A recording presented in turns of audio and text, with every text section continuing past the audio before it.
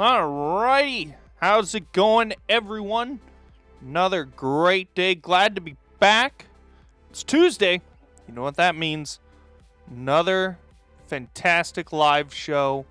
Here we go. Oh, wow. Green screen breaking right off the bat. You'll love to see it. All right, welcome on in, everyone, to the show. At this point, it's a usual thing every Tuesday and Thursday. We're going live here on both YouTube, Twitch. You can find when we're going live on Facebook, and we'll probably have some other social media stuff in the not-so-distant future. But for now, Facebook, YouTube, Twitch. If you want to help support us, make sure to follow, subscribe, like, all that fun stuff. Really helps support the show.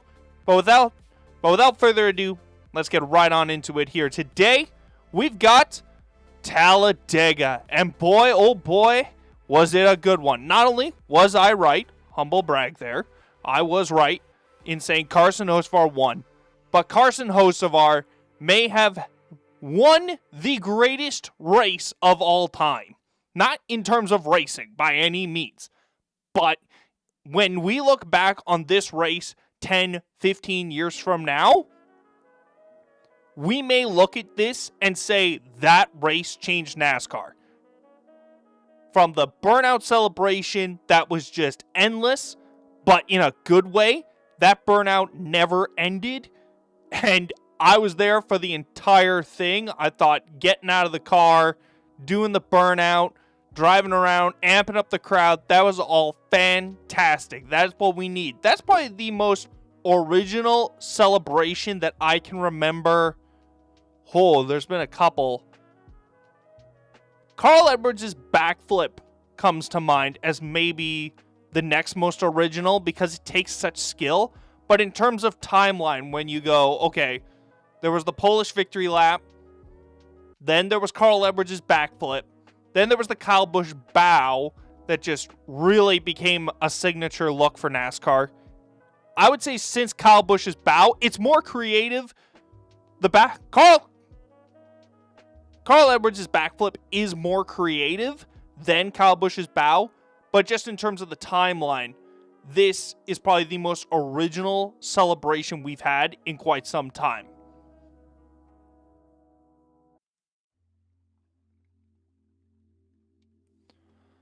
But yeah, it was just really awesome to see. Really, really cool win. Kid deserved it. Kid earned it. Every single lap. I was watching with like 35 to go, and I thought, okay, this is where things are going to start to unravel because it's Talladega and it's Carson Hocevar. He hasn't won yet. There's a lot of people trying to take their vendettas on Carson. If they think he's going to win, is someone going to try and take him out? And luckily, nobody did. And I think the sport is better because of it. So thank you to everyone who has a vendetta against Carson Hocevar. Not to even the score this week. I mean, this has probably been the most refreshing week of being on NASCAR social media because everyone is just super positive. I mean, I'm going to show you what I mean by that because, like, everything is just booming right now for NASCAR. Like, the sport is in such a good place this week. It's not going to really change a ton. Like, the sport's not going to get better overnight because of it. But, I mean, let's just go ahead and show you. Like, normally when I upload a video that isn't a race prediction video, and even the race prediction videos sometimes don't do super, super well. That's why it's, that's why I don't often do it. But if we look here, we're going to show you guys here. So, let's go here. Let's show you the stats here. I'm going to shrink myself just a wee little bit just so you guys can tell what we're looking at. So, you see these views here. My three drivers, spring, Las Vegas. Then you've got Kansas. 400, 800, that's usually what I end up doing most weeks if you average it out. On a short anyways, videos is just all over the place. This last week, Talladega, 711. That's, yeah, once again, even Talladega, like, the videos are just all over the place. But that's just the sport of NASCAR on a good day. Like, I can show you the rest of them here. Like, suddenly, Spring Phoenix, everyone was really hyped to know who I was picking. 1400, Coda. Like, the views just are so sporadic, which is fine. I'm not complaining about it. But if we look at this, let's look at a video that isn't that. Here's a tiers, 200. Carson Hocevar's contract, 151 views. Connor Zilic, 590. Who's going to break out, 10 views. Biggest concern about the chase. Like, these videos don't do super well unless I'm predicting something, which is fine. I have no problems. That's not why I'm mentioning this. I'm mentioning it because, and you've seen this already, and you can just look it up yourself, 1,123 views on a video talking about Carson Hocevar. Like, the sport is in such a good place right now. Like, 44 likes. I don't know who's disliking this video. Carson Hocevar haters, I guess, but to each their own, I guess. But yeah, you can just tell the sport's in such a great place right now this week. It is fantastic. Love it. Everyone is benefiting from Carson Hocevar winning. So thank you. Anyone who had a vendetta against Carson Hocevar, thank you.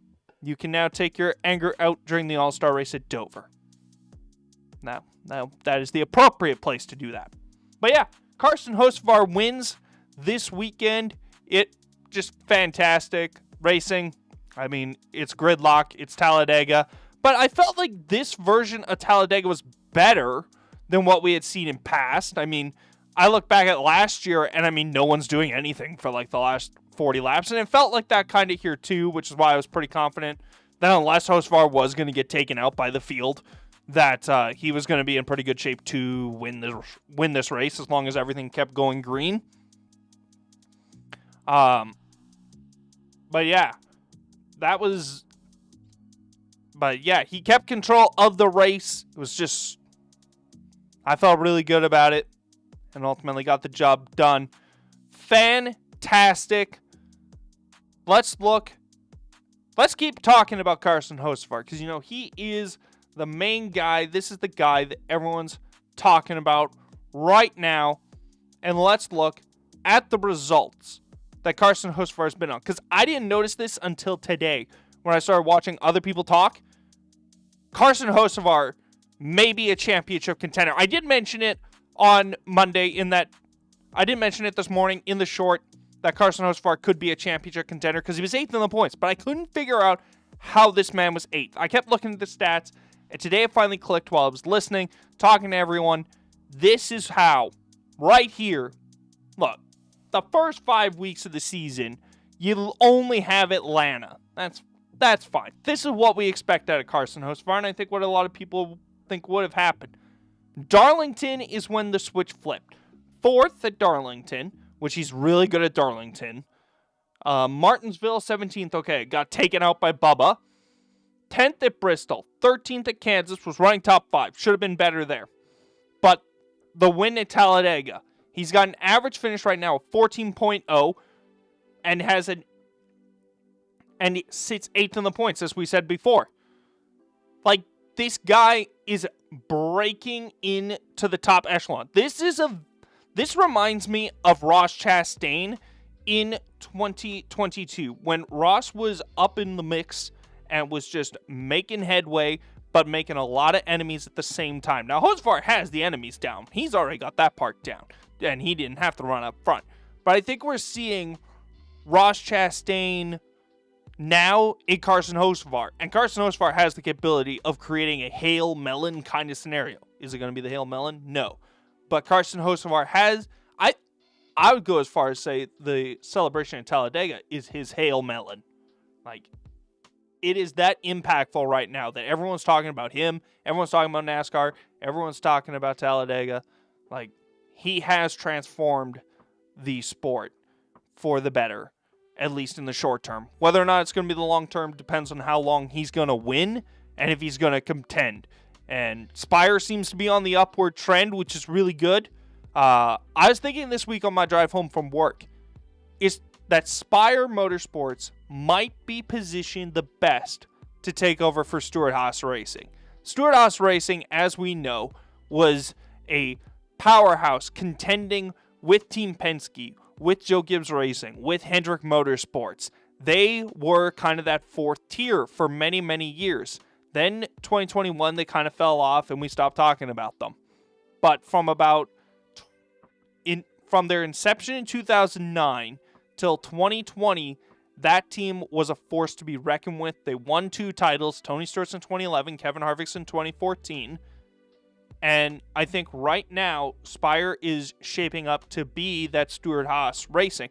Now, you could also make the argument 2311 is trying to get in there, Trackhouse, even though they're kind of struggling right now. But I think Spire, with the money that they have going in, like right now it's a race for money to become the next Stewart-Haas Racing. And between Michael Jordan and Dan Towers, they're both going to race each other to see who can spend the most money and confirm themselves as the next Stewart-Haas Racing. So it's pretty interesting to see. And, I mean, hey, more competition, the better. If we can get 5 teams being kind of championship caliber, especially now with the chase, that's fantastic. Because you're probably going to have one from every team.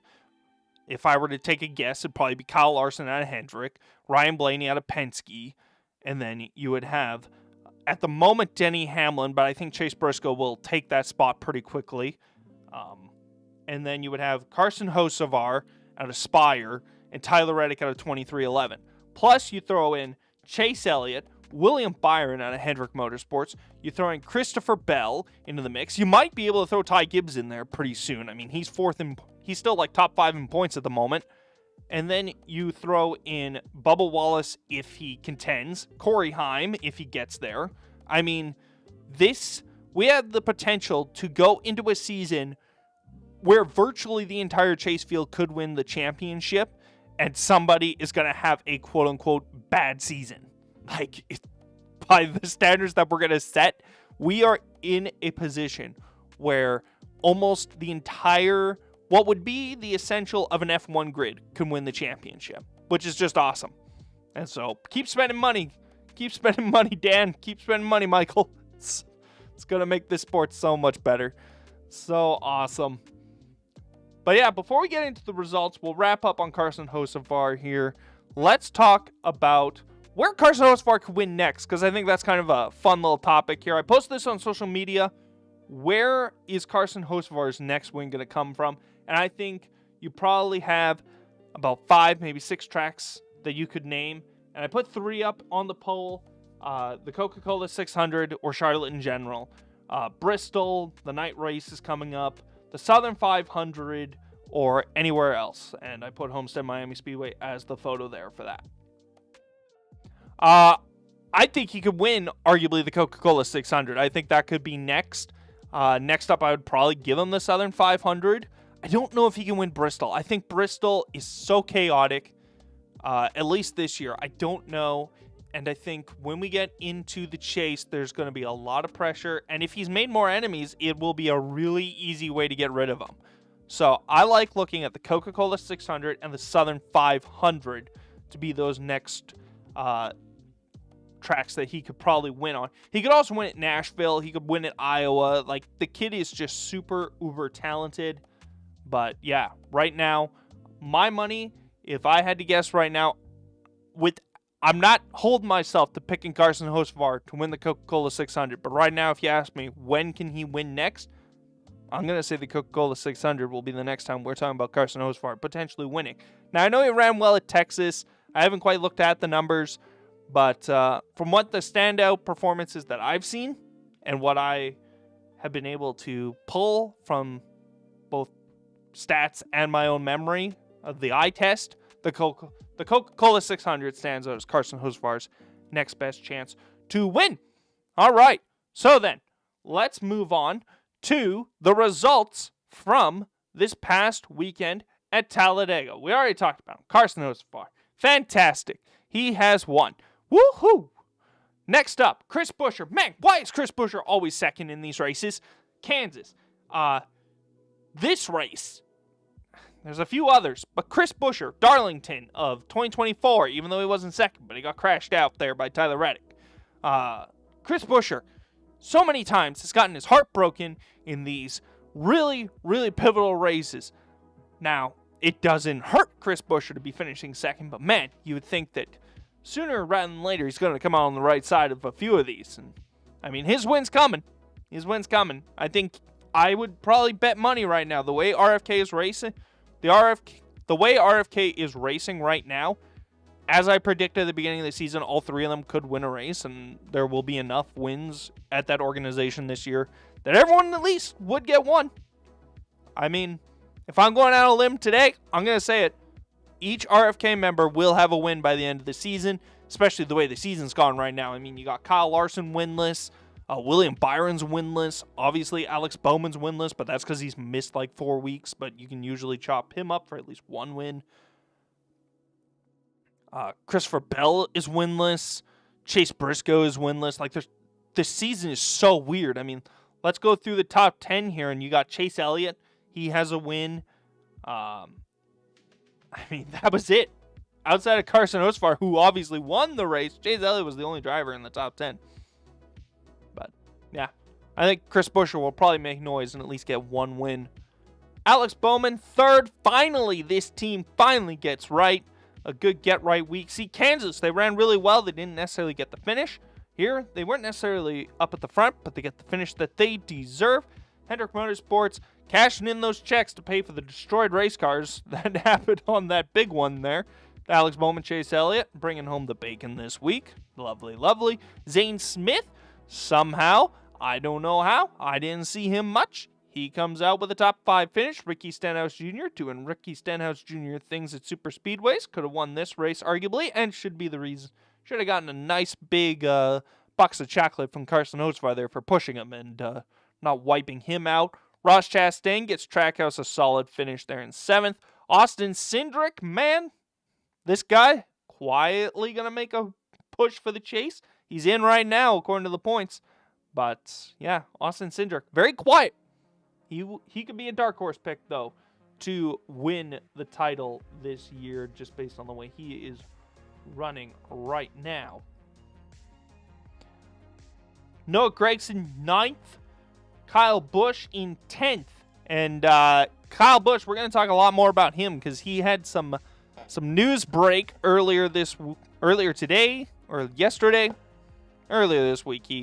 But glad to see a top 10 finish. Todd Gilliland, man, oh man, I cannot wait to look at the points because Todd Gilliland is going to be a conversation piece because this guy has now had 3 great finishes, and it tops up here with an 11th at Talladega. We're going to Texas. Team could be really well there. They could set themselves up really nicely going into the All-Star break that they could be running they could be top 20 in points by the time we get to the All-Star break. Wouldn't put it past them. Daniel Suarez, 12th. Man, again, much like Austin Cindric, quietly making a push to keep themselves in chase contention.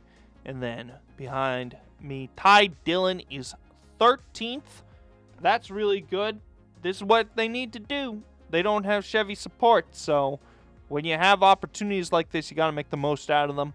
Tyler Reddick, even though he got wiped out in that big one, comes home 14th. Denny Hamlin, despite being almost 2 laps down throughout much of the race, comes home, gets a top 15 finish. Good for Denny. AJ Allmendinger, 16th. Probably could have gotten a little bit better, but, it's going to be those what-if moments there. Christopher Bell, 17th. Ryan Preece, 18th. Austin Dillon, 19th. Shane Van Gisbergen, 20th. Cody Ware, 21st. John Hunter Nemechek and Eric Jones for back-to-back weeks, 22nd, 23rd. Legacy Motor Club just consistently being there. Those guys are going to figure this out. They could contend for top 20 spots in points. Daniel Dye in 24th. Riley Herbst, 25th. Connor Zilic, 26th. Jesse Love, 27th. Chad Fincham led some laps, or is at least up at the front. I don't know if he officially led a lap, but he's 28th. Chase Briscoe, struggle bus continues, man. 29th. Like, this guy might miss the chase, honestly. Like, if we're talking about guys like Hocevar making it, somebody from last year is going to miss. And it might be Chase Briscoe, honestly, the way this team's going. He This season for Briscoe reminds me of Brad Keselowski's last year. The team just could not get anything to go their way, and by the time they did get something rolling, it was too little too late, and they ended up missing. Now, good news for Briscoe, he's not like 33rd in points like Brad Keselowski was for much of the season, but I mean, he's right there teetering on 17th in points. I mean, they got to start stringing things together if they're going to make the chase. This could be a moment where we say, man, if only they didn't finish 29th at Talladega.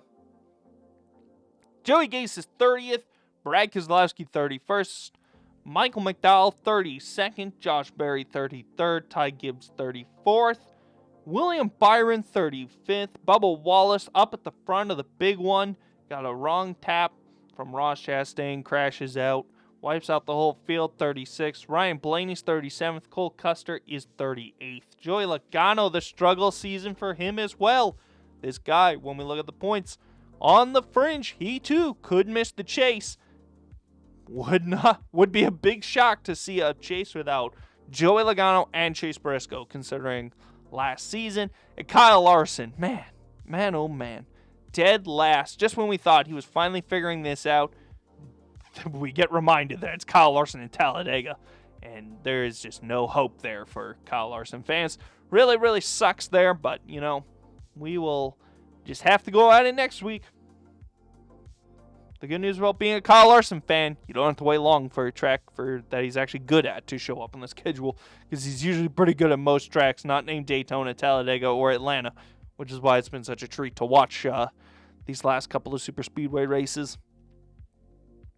But let's move over to the points. Top 20 in points, leaving Talladega. Who would have guessed Tyler Reddick was still on top? Wow, even 14th. Can't take him out. I think he actually grew his gap over Denny Hamlin, which is pretty hilarious. And even on a day where he had a midday because he got swept up in a wreck, there's still gains on the points. 110 over Denny Hamlin, 140 over Ryan Blaney. I mean, at this point, get the trophy, get the engraving sticker out. Like, this guy he is going to run the summer.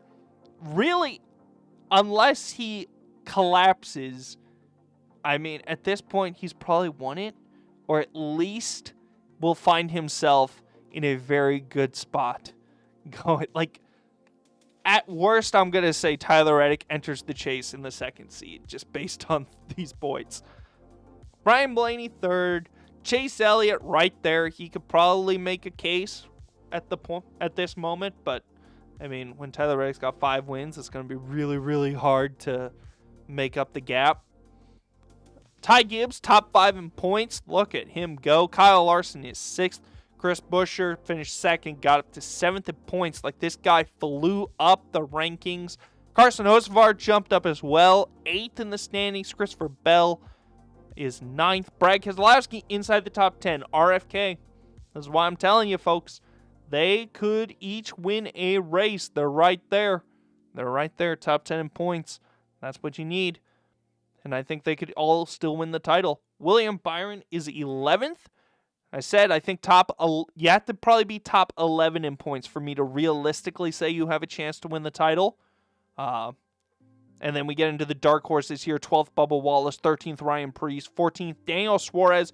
Joey Logano is 15th, along with his Team Penske teammate Austin Cindric. And they sit right above Joe Gibbs Racing's Chase Briscoe, Ross Chastain, SVG, 2 Trackhouse cars right there on the precipice of making the chase, but currently find themselves outside. And Zane Smith is top 20 in points, but oh, what is this?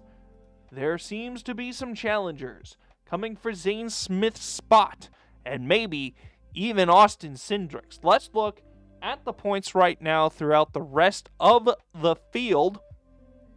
Currently, top 20 is tied. You've got 300 minus 301 points for both Zane Smith and AJ Allmendinger.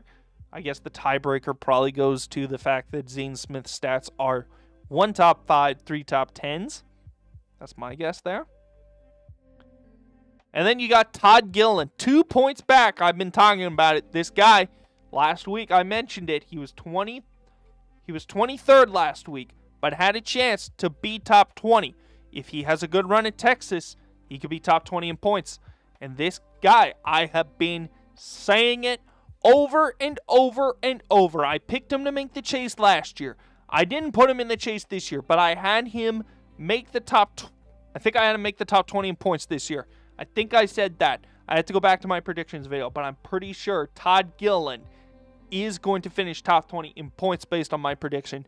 And he, right now, after 10 weeks, is in a good spot to do that. Love that. Michael McDowell. There's going to be a whole video. I think I have to make a whole separate video here where I go through and rank some of these guys, because you look at it. Michael McDowell, minus 305. Austin Dillon, minus 321. Ricky Stenhouse Jr. and Eric Jones, minus 323. Kyle Busch, minus 324. And then you've got, minus 337 is Josh Berry. I think right now, to make the chase, I'm willing to say Kyle Busch is the last guy right now that I'd say could still point their way into the chase. And obviously, that's the only way you're going to do it. But I think it doesn't have to take a monumental Tyler Reddick-like run. I think you can still chip your way through here and get to the points. Because right now, Kyle Busch has 160 points, and 16th has 226. So that's about 66 points with 16 races to go. If we pull up a calculator, let's bring this over here. So 66 divided by the remaining 16 weeks. You need 4 points. I think that's very possible. Very, very possible to make the chase, gaining 4 points every single week. Now, that means there can be, you cannot have a bad week. You're going to have to figure out how to stay, top 10, get a couple top 10s, top 5, maybe squeak out a top 5 at Atlanta or something, or on the road courses. But it's very doable. Very, very doable.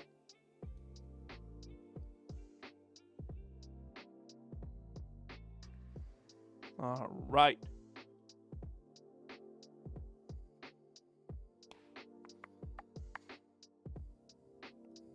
But yeah, so that is that, going through the points. Now, let's get through some of the news headlines here. I got that up here. Actually, we're going to analyze the big one from Talladega, and I'm going to tell you whose fault this was. Because I have seen a lot of people trying to pin this on Bubba Wallace. And I do not know why. Because when I watch this back, and I'm going to play this in half speed here for you guys. Y'all are going to see this in some slow-mo right here. So, let's watch Ross Chastain. He hits Bubba. A lot of people want to say that Bubba didn't... the replay here has already started. And, Bubba is way up here. So, it's not like he changed lanes drastically, got right hooked or anything. He gets a push from Ross Chastain that goes wrong, and it's going into turn 3. We know about that bump, and I'm trying to figure out if I can find the bump. Because they say that bump. I want to see. Boom. Going into turn. Okay, there's the bump. You can kind of see. It's this line, I'm pretty sure, is the bump. You can kind of see the changing in the color of the track surface there. But yeah, Bubba gets hit going into turn 3. This is the problem, folks. If you ever watch Talladega, they always say this. Do not hit your opponent. Do not hit your competitor going over that bump, or you're going to spin everyone out and wreck the field. This is just what happens at Talladega. There is no fault to put on this. I do not get why we're blaming Bubba for this, but I guess we have to blame someone. I blame no one. I think it's just if you're gonna blame someone, you gotta blame Ross. Ross should know where that bump is, or his spotter should say, "Hey, you're coming up to the bump." As much as I love Brendan McReynolds and think he's a really, really great driver, really, really great race car driver who should have gotten an opportunity at Cup, it's up to them, honestly, to know that they're going into turn 3 and the bump's coming, and you can't hit Bubba. You're going to have to lay off or move up the lane. I don't know if that was even a possibility. But yeah, if we watch here, Ross moves up. Bubba takes his time to realize it, obviously. but gets up there, and there's quite a bit of a gap here, because as we keep watching, and granted this isn't half speed, but like it takes forever for Ross to get to him. Okay, no, he hits him right before the bump. Okay, yeah. But I mean, you're anticipating the bump. So, this is still just a bad spot on the racetrack to give someone a shove.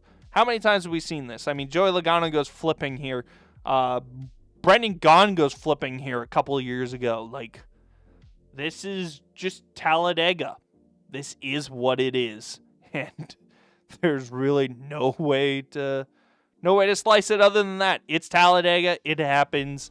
Sucks that all these guys got taken out. I wonder if we can find our race winner here, because if you look right up in this corner here, that's Carson Hocevar. He is about 2 feet from getting swept up in this. Same with Michael McDowell. Michael McDowell's right in front of him, right behind Kyle Larson here. And McDowell and Hocevar get through this by the skin of their teeth, while Larson just gets absolutely taken out. So,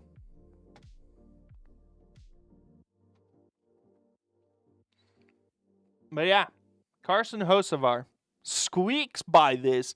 Could have been easily taken out, race over. I mean, it wiped out Bubba Wallace and Tyler Reddick basically from winning this race, which were my other 2 picks. So, really lovely, guys, that you all get wiped out in the same wreck. Fantastic. Lovely, lovely, lovely. All right, now on to the big headlines. So, NASCAR has a new look to it in the form of a new CEO and a new COO. So, in case you don't know, let me see if I can put myself here on screen here.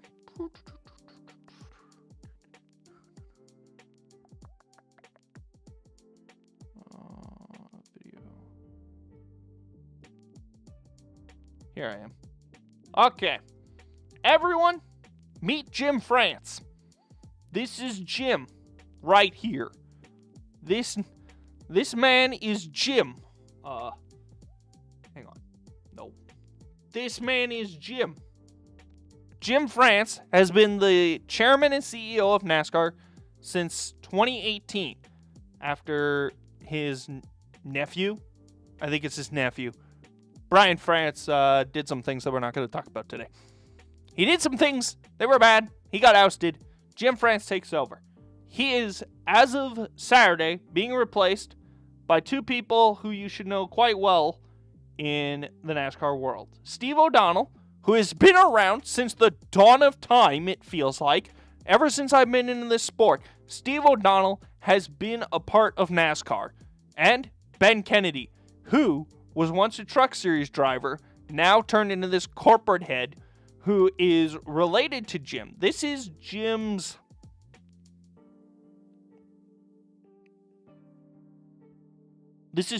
nephew, I believe. Yes, I believe this is Jim's nephew. So Ben, guy down here, and Jim, this guy, are related. I believe this is uncle and nephew. I could be wrong, though.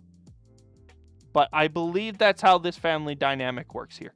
Anyway, Jim is stepping down, and Steve O'Donnell is going to be the new CEO, and apparently the resident podcast person, because I have seen that man on every podcast for about the last 7 days. He was on Door Bumper Clear, which is fine.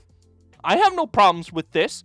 If he wants to come on this show, he is more than welcome to. Steve, we will have a good old-fashioned conversation. We'll talk racing. We'll talk whatever you want to talk about.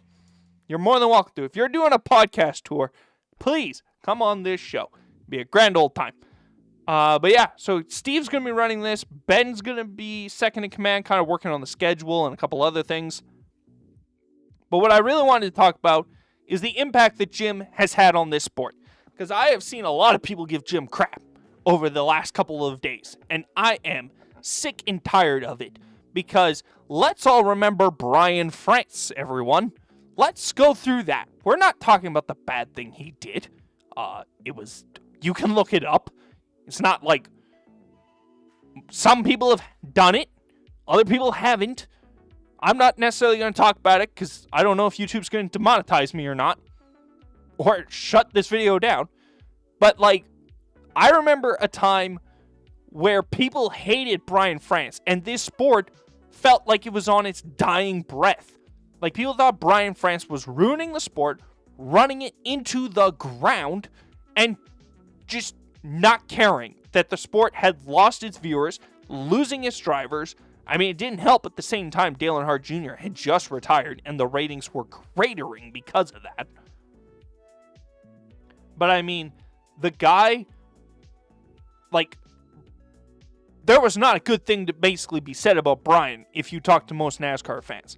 So Brian then gets ousted, and they bring in Jim, and Jim has ran IMSA. There was such a, okay, let's just stop the bleeding. And that's what Jim did.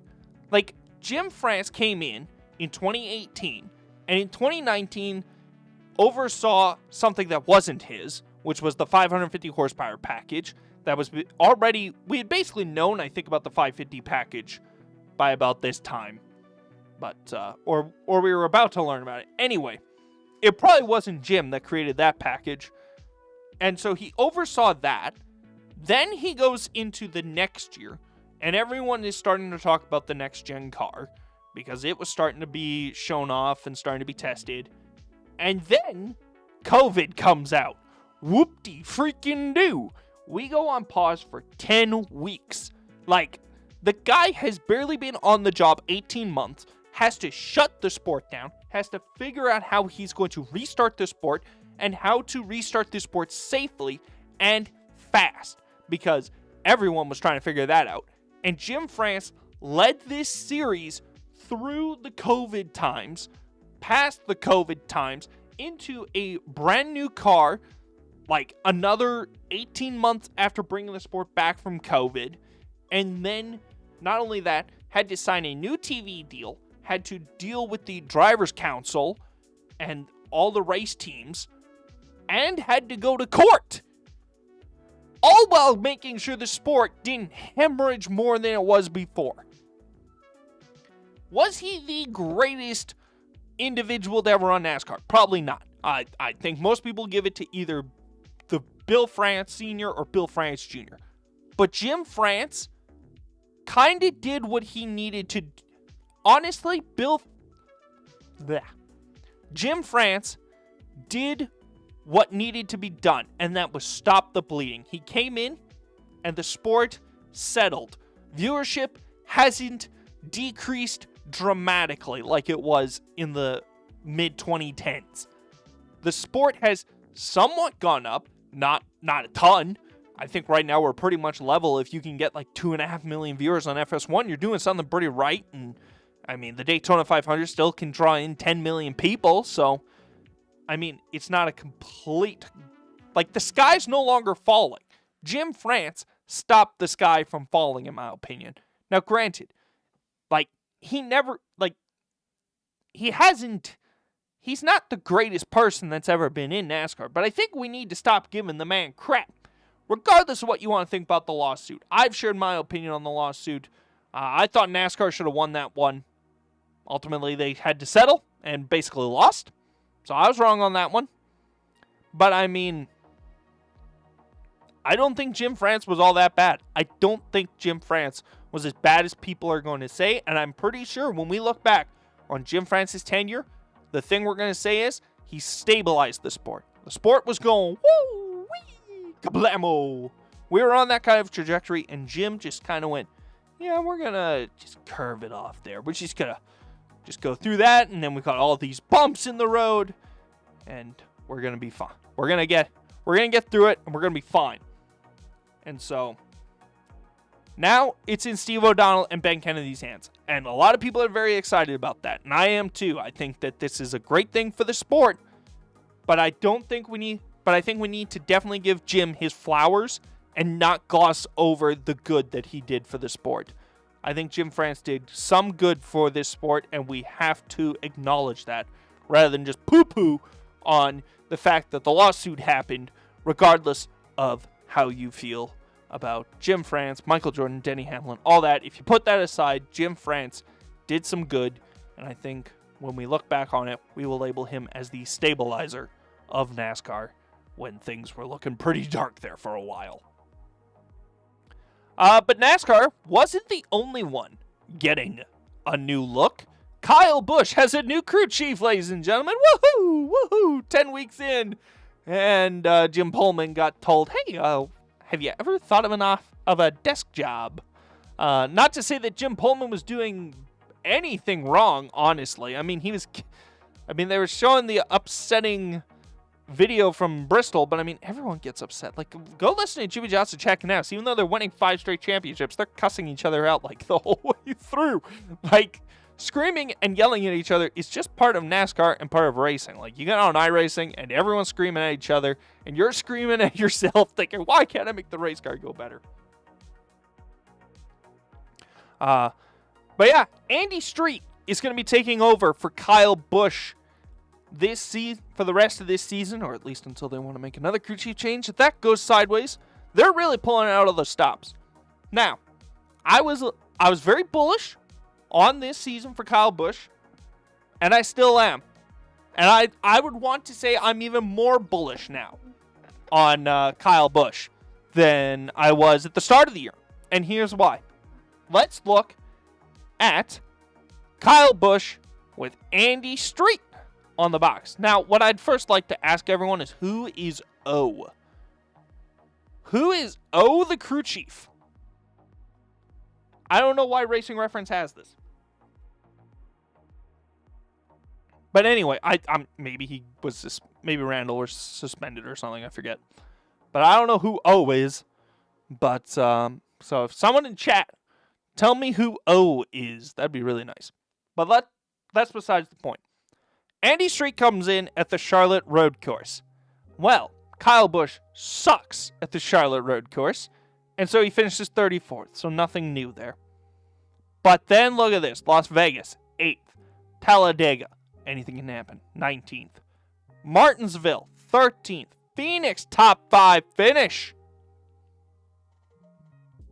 And that's with just a 5-race sample size. Imagine what Andy Street might be able to get out of Kyle Busch with a 26-race sample size. There's 26 races left to go in the season. Kyle Busch can still turn things around. And that's why I was saying, if we look at the points here, he is like 66 back and only needs to make up. Actually, I was wrong earlier. Sorry, folks, I was wrong. No. 66 divided by 16. Yeah, 4 points. Sorry, I was not wrong. He only needs to make up 4 points every week. Like, it doesn't have to be all in one race. Kyle Busch can make this happen. And if Andy Street can get Kyle Busch back to this level right here, just get him running 8th to 13th. Like, it doesn't have to be crazy. You get him running 8th to 13th. You get Kyle Busch feeling really good. And oh boy. Because let's look at the schedule then. Let's go over here. Because there are some tracks that Kyle Busch can still win on this year. Like, let's think about it. Kyle Busch ran really well at Texas until he wiped himself out. Watkins Glen, Kyle Busch, despite what people might think, Kyle Busch, really good road racer. He could win $1 million. Dover. He's done it before. He's won at Dover many a time. Charlotte. That one's a little bit tougher. He's won the 600 before, but he's not usually that good there. Nashville could win. Michigan Pocono, he might have to take a couple weeks off here. Same with the Naval base, maybe. I don't know. That's kind of up in the air. We'll see how he's running by then. Sonoma could win. Chicagoland could win. Echo Park Speedway could win. North Wilkesboro, TBD. Indy could win. Iowa, TBD. Richmond, RCR builds him a rocket ship. He could win. He could do what Austin Dillon's been doing. Keep the RCR streak at Richmond alive. New Hampshire. I have seen too many bad things from Kyle Busch at New Hampshire. I saw the 2008 season in person, live. I watched that thing just deteriorate before my very eyes. I couldn't believe it. Daytona, he could win. Darlington, he could win. Gateway was the last time he did win, so obviously, why can't he win again? Bristol, give it to him. Right there. Las Vegas, he could win. Talladega, won with RCR before. Homestead could win. There's so many opportunities. If any streak can get him running 8th to 13th again, there's no telling what this car could do. And an 8th to 13th with this many races left in the season, that's enough to get you in the chase. So it's not over. They've made the change at the right time. It's not over, and they knew it. They said if we're gonna make the change, we gotta make it now. We're gonna find ourselves way behind very quickly.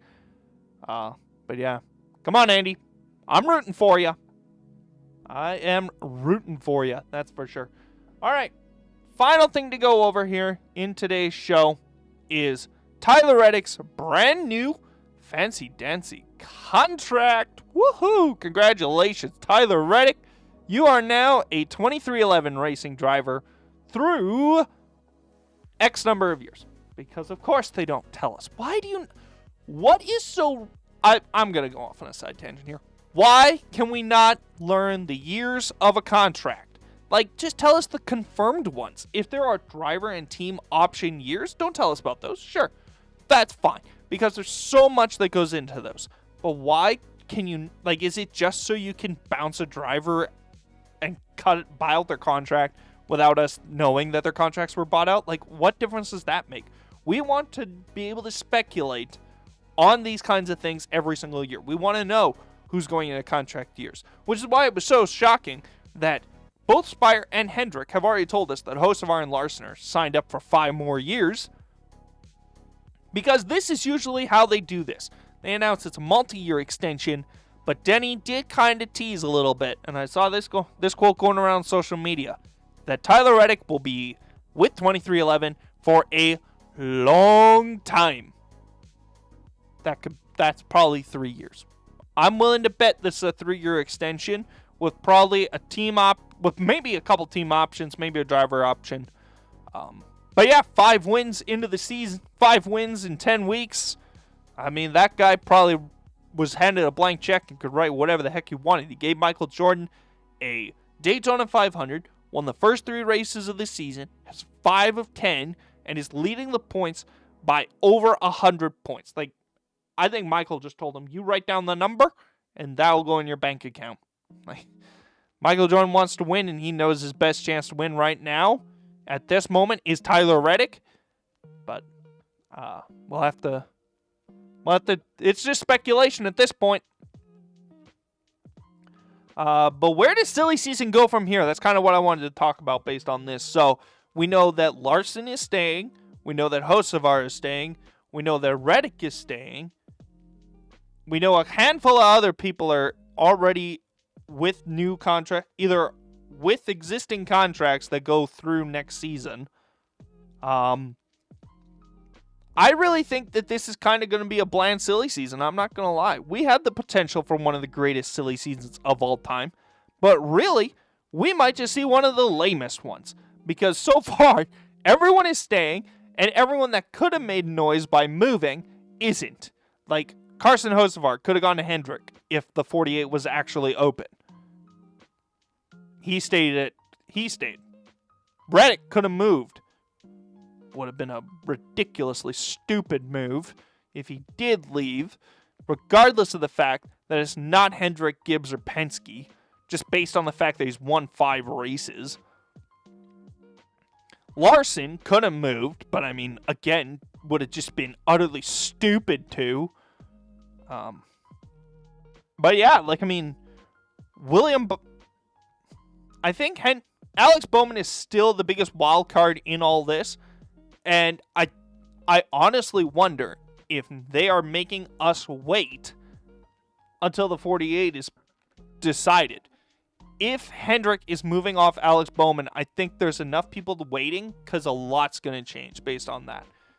And so I think we're really kind of left thinking if the 48 becomes available, then it's a free-for-all because everyone's going to try and get there. But if the 48 isn't available, there's going to be a lot of people staying put. I think, especially with how well Daniel Suarez is running, I think it makes Spire's life a lot harder to move off him, especially in the presser. Like, when they were talking in the post-race press conferences, they were giving Daniel a ton of credit for Spire being where they are right now to him. Like, at this point, the focus has now shifted from, are you replacing Daniel Suarez with Kyle Busch? Because that seems to be the hot rumor. I would say, are you going to replace Michael McDowell with Kyle Busch? Because McDowell hasn't really shown a lot. I mean, he hasn't been himself at the super speedways. The one race he ran well at was Texas, and he crashed out of that one while running like top 5. Like, the target will move from Suarez to McDowell pretty quickly here if Kyle Busch actually leaves RCR. And he may not, because if there's not a spot at Spire and Hendrick isn't looking to bring him back into the fold, like, where else is he going to go? Like, and this is why I said in my expectations for the season for Kyle Busch, like, the goal has to only be one thing: win a race this year. And I think he knows that. I think RCR knows that. Because if Kyle Busch wins again, there's a good chance he sticks with RCR because he now knows he can win, and Andy Street is the guy that can get him there, or somebody else, depending on what happens the rest of the year. But it also makes Kyle Busch available to other teams. Like, there's going to be a few things. We have to watch the progression of Kyle Busch, and we have to see what Hendrick does with the 48 car. After that, the dominoes of silly season will quickly fall into place because Kyle Busch will either re-sign or not. Alex Bowman will re-sign or not. And then after that, like, guys like Austin Cindric, who I think is safe at this point with the team. Like, Austin Cindric's probably the only one that's really sweating right now, depending on what that 48 car does, because Alex Bowman will be looking for a new ride if he doesn't re-sign. Kyle Busch, I don't think is going to Team Penske. I just don't see that fitting well.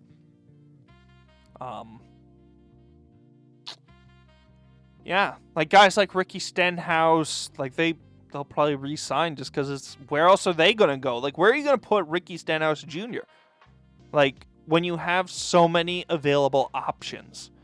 And then you've got guys like the front row trio. Like, the only one, there's, like it becomes really tough. Because a lot can happen. And I want to make predictions for silly season. And I think we will probably later on. But I think right now, it's still too early. But I mean, the more people stay, it's looking more and more likely like it's going to be a pretty lame, silly season, even though we were going into this thinking 30 cars were up for grabs and we're like down to like 26, 27 cars available, and everyone just seems to be wanting to stay put. But yeah, so on that note, chat, what we got going on. Don't care about best viewers on marketing.com. Thank you, though. You will go enjoy Purgatory with the rest of them. In the banishment zone. Dun dun dun. All right. Chat, if you want to talk about something, let's talk about it. Got a couple of minutes here. I do have to leave, though, shortly. But, yeah. Doesn't look like it today. But yeah, we'll be back on Thursday. We'll be prepping everything for F1 Miami and NASCAR at Texas. And of course, the coolest month of the year, the month of May, is right around the corner. We're going to talk about the Indy GP, the Indy 500, all throughout May. It's going to be really awesome. They were testing today. That looks really cool. Romain Grosjean hit a bird. Very sorry. Very unfortunate there, but it is how it is sometimes. All right. Thank you guys for tuning in. Make sure to like, make sure to subscribe, follow me on Facebook, all that fun stuff. You'll see all these kinds of different graphics being posted, different shorts going out. Thank you guys for all the support on the short that went out today. I will catch you guys next time. Have a good one. Bye.